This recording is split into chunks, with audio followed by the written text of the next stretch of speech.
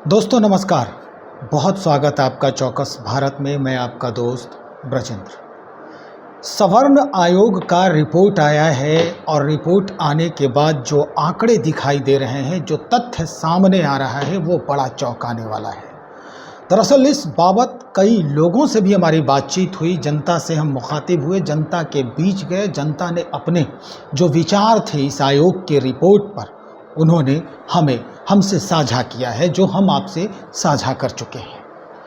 अब इस बाबत हम आज पहुंचे हैं भारतीय जनता पार्टी में। भारतीय जनता पार्टी के प्रबुद्ध प्रवक्ता अरविंद कुमार सिंह जी हमारे साथ हैं। दरअसल इनसे हम जानने का ये प्रयास कर रहे हैं कि जब सवर्ण आयोग का गठन हुआ 2011 में, उस समय एनडीए की सरकार थी और इस सरकार में इनका भी उतना ही बल था जितना नीतीश कुमार के तरफ से, यानी जनता दल यूनाइटेड का था, और दोनों बड़े अच्छे से सरकार चला रहे थे। और आनन फानन में उस समय आयोग का गठन किया गया था। बात की गई थी 2010 में ही, वोट मांगे गए थे सवर्णों के लिए आरक्षण को लेकर के, और सरकार बनी भी। लेकिन जो रिपोर्ट आए हैं, जो आंकड़े सामने आ रहे हैं, उसके बाद ये लग रहा है कि ये पूरा का पूरा जो आयोग है वो अब ठंडे बस्ते में चला गया है। अब स्थिति ये आ गई है कि जिस तरह से सवर्ण आयोग ने जो इस तार को छेड़ा है, सवर्णों के इस तार को छेड़ा है, अब ये तार किस पार्टी के साज पर बजेगी, ये अब सोचने की बात है, समझने की बात है। क्योंकि बिहार की राजनीतिक धुरी जो है वो फिल वक्त पिछड़ा, अति पिछड़ा पर केंद्रित हो चुकी है। चलिए हम सीधा बात करते हैं। अरविंद कुमार सिंह जी हैं हमारे साथ। सर, उस वक्त आप सरकार में थे, आनन फानन में आपने आयोग का गठन किया, और अब सवर्णों के प्रति जो नज़रिया है सरकार की, वो आंकड़े बता रहे हैं। क्या कहेंगे अब? भारतीय जनता पार्टी की जब भी सत्ता में रहती है, सरकार में रहती है, तो हर एक समाज का ध्यान रखता है, चाहे वो दलित हो, पिछड़ा हो, अति पिछड़ा हो, स्वर्ण हो, सारे गरीबों का ख्याल रखती है कि गरीब भूख से नहीं मरे, गरीब बेरोजगार नहीं रहे, गरीब को कल्याण हो। लेकिन माननीय मुख्यमंत्री श्री नीतीश कुमार जी सपनों के सौदागर हैं। सपनों बेचने का वो दुकान खोले हुए हैं। सियासी फ्रॉडिज्म कैसे होता है, इसका वो सुपरिटेंडिंग इंजीनियर हैं। तो वो क्या किए, दलित को महादलित बनाए वोट के लिए, पिछड़ा को अति पिछड़ा बनाए वोट के लिए, और स्वर्ण आयोग का दुकान बंद कर दिया। इन्होंने जो अध्ययन कराया, 10 लाख नौकरी इनके भतीजा ने कहा है पहली कलम से देंगे, इन्होंने कहा कि नहीं 20 लाख देंगे। कलम भुतरा गई इनकी, भूल गई कि नींव टूट गया, समझ में नहीं आया वो कैबिनेट कब होगी। नौकरी का हाल देख लिए। शिक्षक की बहाली हुई, शिक्षक राज्य कर्मी का दर्जा नहीं मिला, तो वो क्या है, पेंडुलम है कि टीचर हैं, समझ में नहीं आता है। अभी 4 महीना से उनको तनख्वाह भी नहीं मिल रहा है। अभी बीपीएससी के माध्यम से बहाली हो रही है। तो सपनों के सौदागर हैं, लोगों को झूठ बोलना, लोगों को ठगना और वोट की राजनीति करना, यही उनका काम है। 44 विधायक पर आज जो है मुख्यमंत्री बने हुए हैं, और 75 विधायक का जो दल है दया के पात्र बना हुआ है, और रोज कह रहे हैं कि मैं इनको आगे करूंगा, मैं इनको आगे कर रहा हूं। अरे आगे क्या कर रहे हैं, कोनो दौड़ प्रतियोगिता कर रहे हैं, ठेल रहे हैं? अरे आप कुर्सी छोड़ करके हट जाइए, वो आगे हो जाएंगे, वो मुख्यमंत्री बन जाएंगे, आप उनको समर्थन करके मुख्यमंत्री बना दीजिए।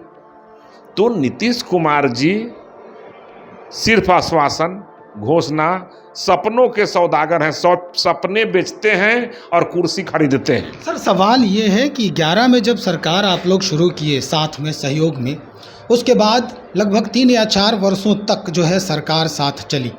सवर्ण आयोग का उस समय उपयोग क्यों नहीं किया गया, आरक्षण क्यों नहीं दिया गया उन गरीबों को, उन गरीब सवर्णों को जिनके बच्चे, ये रिपोर्ट में बताया गया है कि 90% जो युवा हैं उनके पास ग्रेजुएशन की डिग्री नहीं है, जबकि बिहार सरकार ये तथ्य बताती है, हमेशा दंभ भरती है कि भाई सबसे ज़्यादा बजट में खर्च जो है वो शिक्षा पर हम करते हैं। देखिए, शिक्षा का हाल खास्ता हाल है। टीचर को एक प्यून से भी कम तनख्वाह मिलता है बिहार में।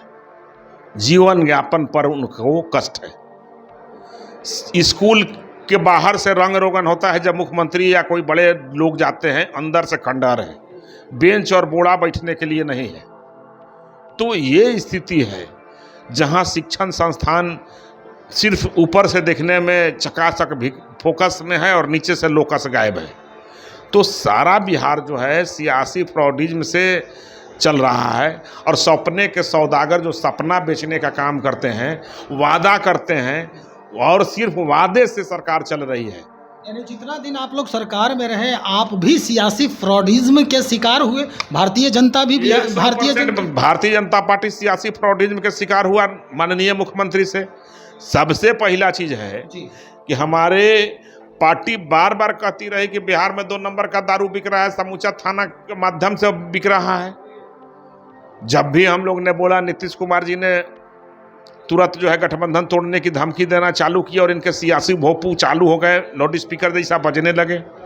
हम लोग जो है जंगल राज से बिहार को मुक्ति दिलाने के लिए इनको हम लोग ने समझौता करके लाया था कि बिहार में जो एनार्की हो गई थी, सड़कें नहीं थी, सड़क पर धान रोपा जाता था, लोग 6 बजे के बाद घर में सो जाते थे, महिलाएं निकलती नहीं थी, स्कूल बच्चे जाते नहीं थे और पलायन होता था और रोज मर्डर होती थी, रोज अपहरण हो जाता था।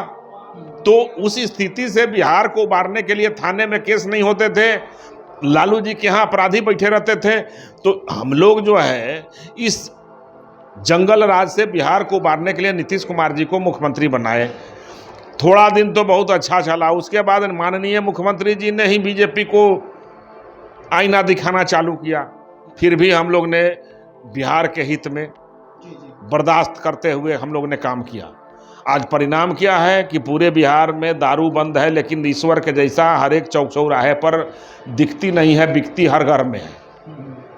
उतना ही नहीं, बालू का व्यवसाय का स्थिति देख लीजिए क्या है। 2 नंबर का बालू पूरे बिहार में छाए हुए हैं। और कौन मुख्यमंत्री हैं? माननीय नीतीश कुमार जी हैं। और गृह मंत्री कौन है? तो माननीय नीतीश कुमार जी हैं। तो पूरे बिहार की स्थिति खास्ता हाल है। और पूरे बिहार में गरीबी देखना है तो आप चले जाइए, चाहे वो दलित समाज हो, पिछड़ा हो, अति पिछड़ा हो, और स्वर्ण समाज का और बुरा हाल है। आप देख लीजिए, उनके लिए न शिक्षा है, न रोटी है, न कपड़ा है। उसी तरह से दलितों के लिए भी हो गया है, पिछड़ों की भी स्थिति हो गई है। चूंकि नौकरी नहीं है, रोजगार नहीं है, तो लोग क्या करेंगे? वो दारू बेचने का रोजगार कर रहे हैं, वो बालू 2 नंबर का बेचने का काम कर रहे हैं। सारा जितने भी असंवैधानिक काम है उस टाइप में कामों में लोग लग गए हैं। और नीतीश कुमार जी कह रहे हैं कि मेरे अर्थव्यवस्था बढ़ रहा है। अरे तेजस्वी जी की अर्थव्यवस्था घर का बढ़ रहा है, उससे बिहार की अर्थव्यवस्था तो नहीं बढ़ रही है। अर्थव्यवस्था की ही बात करते हैं।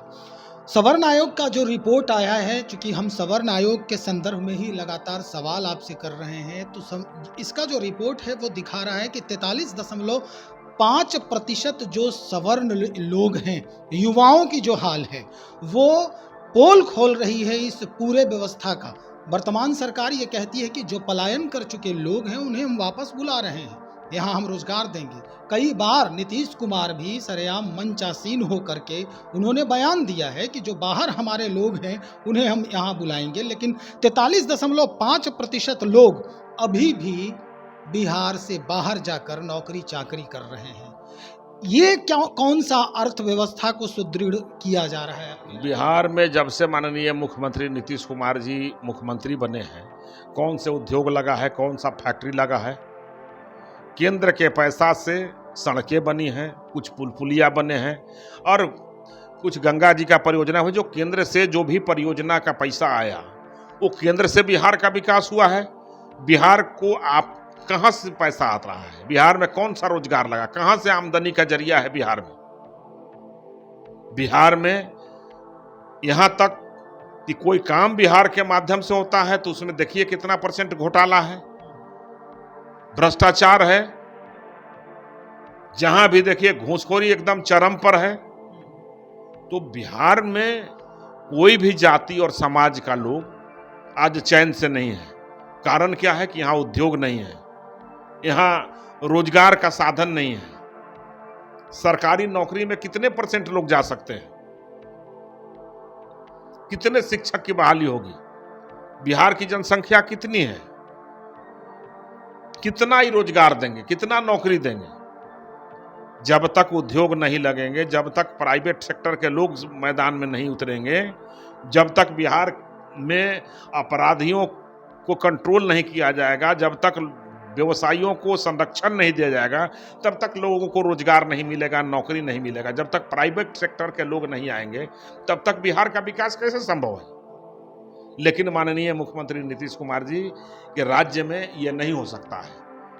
राजद का मतलब होता है राजसी प्रवृत्ति या जलादी संस्कृति और दलालों से भरा हुआ दलदल। ये राजद का फुल फॉर्म है। मतलब ये आखिर में माना जाए कि जो सवर्ण वोट बैंक है, जिसको हमेशा देखा जाता है, क्योंकि आखिरी जो स्थिति होती है समीकरणों की वो जातिगत होती है चुनाव में। ये जो आपने कहा स्वर्ण वोट बैंक, ये नीतीश कुमार जी का भाषा है। भारतीय जनता पार्टी किसी को वोट बैंक के रूप में नहीं देखती है।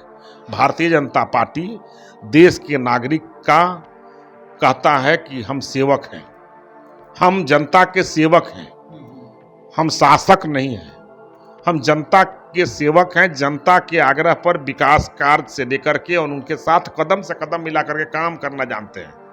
और ये लोग जो है वोट बैंक के रूप में जनता को इस्तेमाल करती है। चाहे वो पिछड़ा को अति पिछड़ा बनाना हो, चाहे दलित को महादलित बनाना हो, चाहे स्वर्ण आयोग का गठन करना हो या महिला आयोग का गठन करना हो, जिस तरीका से हो, वोट कैसे मिलेगा, ये इस खेल के हेडमास्टर और सुपरिटेंडिंग इंजीनियर हैं श्री नीतीश कुमार। चलिए, आप तो कह रहे हैं कि इसके मास्टर हैं नीतीश कुमार जी, लेकिन अब यही बात जो है वो स्पष्टता से दिख भी रही है, क्योंकि आयोग का रिपोर्ट है, ये बता रहा है रिपोर्ट कि क्या लगता है ये जो पूरा वोट बैंक अगर देखा जाए, नीतीश कुमार जी ही की भाषा में अगर आप कह रहे हैं कि जो सवर्णों का वोट बैंक है वो अब सिर्फ एक व्यक्ति और एक जाति के टूल्स के रूप में पार्टियां यूज कर रही हैं, परिवार के टूल्स के रूप में इस्तेमाल कर रही है। लालू परिवार, नेहरू खानदान, सोच लीजिए, हमारा चंद्रयान 3 जब चंद्रमा पर लैंड किया तो माननीय प्रधानमंत्री जी ने उसका नाम रखा शिव शक्ति और तिरंगा, और इन्होंने क्या रखा? Nehru point, Indira point. ये है परिवारवाद, ये है वंशवाद। इनके यहाँ क्या होता है? लालू जी, राबड़ी जी, तेजस्वी जी, तेज प्रताप जी, मीसा जी, इससे बाहर नहीं। तो ये है वंशवाद। और इस सब के संरक्षक कौन है? कुर्सी के लिए नीतीश कुमार। चलिए, बहुत शुक्रिया जानकारी देने के लिए। तो हमारे साथ भारतीय जनता पार्टी से अरविंद कुमार सिंह जी, प्रबुद्ध प्रवक्ता हैं यहाँ के, बेबाक बोलते हैं, प्रखरता से बात करते हैं। लेकिन सवाल बस यही है कि क्या ये सवर्ण आयोग का रिपोर्ट सही है? अगर सही है तो जब ये भी सत्ता में थे, एनडीए में थे, तब क्या कर रहे थे?